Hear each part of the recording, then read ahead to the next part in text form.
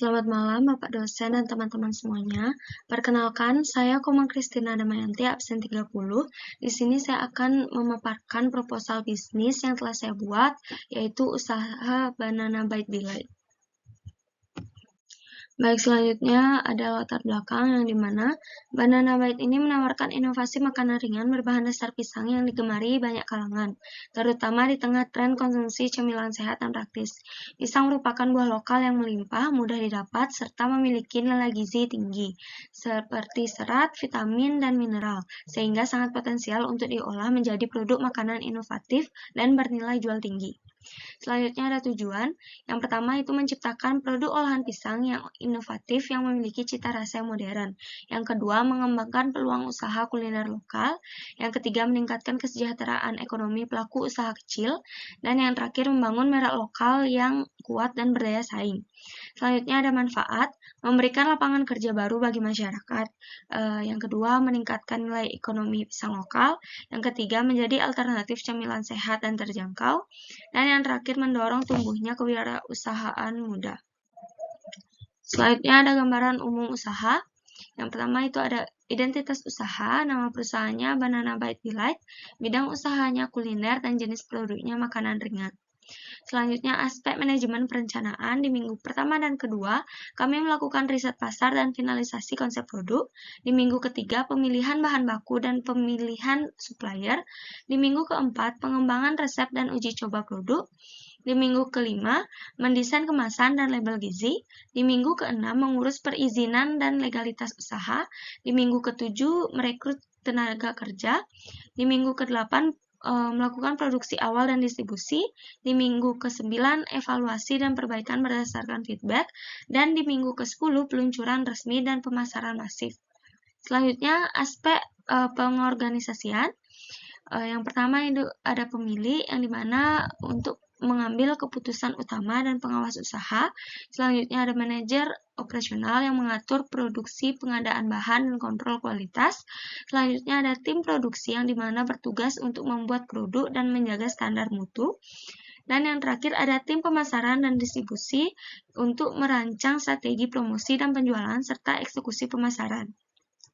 Selanjutnya ada aspek pengawasan. Yang pertama itu melakukan pemeriksaan terhadap ketersediaan bahan baku. Yang kedua melakukan pemeriksaan kualitas standar bahan baku. Yang ketiga melakukan pemeriksaan di setiap bagian karyawan agar bekerja menjalankan tugasnya masing-masing. Dan yang terakhir melakukan pemeriksaan pencatatan penjualan dan biaya setiap minggu. Selanjutnya, aspek evaluasi. Di minggu pertama, mengumpulkan data penjualan, kualitas, dan feedback pelanggan. Di minggu kedua, analisis data dan bandingkan dengan target. Di minggu ketiga, mengadakan rapat evaluasi tim.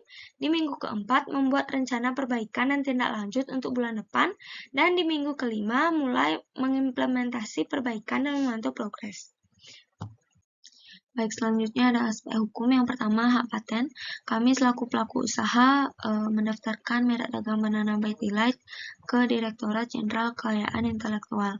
Yang kedua, badan usaha. Jadi bisnis kami ini adalah usaha perseorangan karena skala usahanya masih kecil.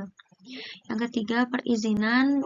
Jadi kami mendaftarkan ke NIB melalui sistem online single submission serta mengurus sertifikat produksi pangan industri rumah tangga.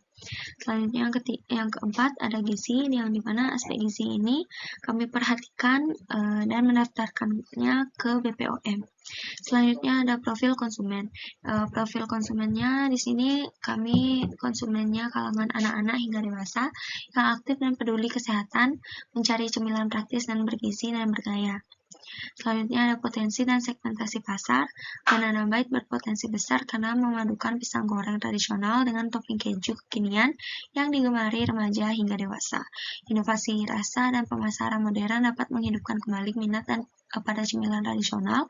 Peluang pasar juga kuat karena konsumsi keju di Indonesia terus meningkat. Segmentasi pasarnya remaja, mahasiswa, pekerja muda, keluarga, masyarakat umum, dan konsumen aktif media sosial yang mengikuti tren kuliner. Selanjutnya, pesaing dan peluang bisnis. Banana Byte bersaing di pasar oligopoli dengan faktor utama kualitas, lokasi, pelayanan, dan harga. Dengan harga yang lebih kompetitif dan pelayanan baik, usaha ini berpeluang unggul. Potensinya besar karena rasa Banana Byte digemari, harga terjangkau, produksi mudah, dan dukungan pemerintah untuk UMKM, serta bahan baku mudah didapat. Baik, selanjutnya ada analisis SWOT. Yang pertama itu strength, terbuat dari bahan alami tanpa pengawet, tentunya praktis dan ringan, rasanya lokal dikemas secara modern, bahan bakunya pisang yang mudah dijumpai, kemasannya higienis dan estetik. Yang kedua ada weakness, brandnya masih baru, belum dikenal secara luas, produksinya masih berskala kecil, biaya promosi dan distribusinya masih tinggi. Selanjutnya opportunitiesnya, tren hidup sehat dan konsumsi rendah gulanya meningkat, pasar online-nya dan media sosial memperluas jangkauan. Selanjutnya peluang kerjasama dengan kafe, sekolah, dan kantor, dan produk olahan pisang diminati pasar luar negeri. Selanjutnya tricksnya, fluktuasi harga pisang dan distribusi mempengaruhi keuntungan, risiko tiruan produknya sangat tinggi, keterlambatan izin BPOM atau hal lainnya bisa menghambat ekspansi. Selanjutnya tahap produksi. Yang pertama praproduksinya, tentunya menentukan jumlah produksi secara permintaan. Selanjutnya memilih bahan yang berkualitas. Selanjutnya menimbang bahan sesuai resep untuk menjaga konsistensi, membersihkan dan menyiapkan peralatan produksi, serta menjaga kebersihan area kerja. Selanjutnya proses produksi, yaitu mengupas, memotong pisang. Selanjutnya pisang dihaluskan dengan mixer dan dicampur hingga merata. Selanjutnya bentuk adonannya segi 4 dan celupkan ke telur serta dibaluri dengan tepung roti. Dan selanjutnya itu digoreng hingga kecoklatan dan didinginkan dan ditambahkan varian rasa serta topping sesuai pesanan. Yang ketiga ada pengemasan produknya. Jadi produknya ditimbang, dikemas dalam wadah food grade, kedap udara, lalu diberi label berisi nama, komposisi, berat, tanggal kadaluarsa, dan izin PIRT.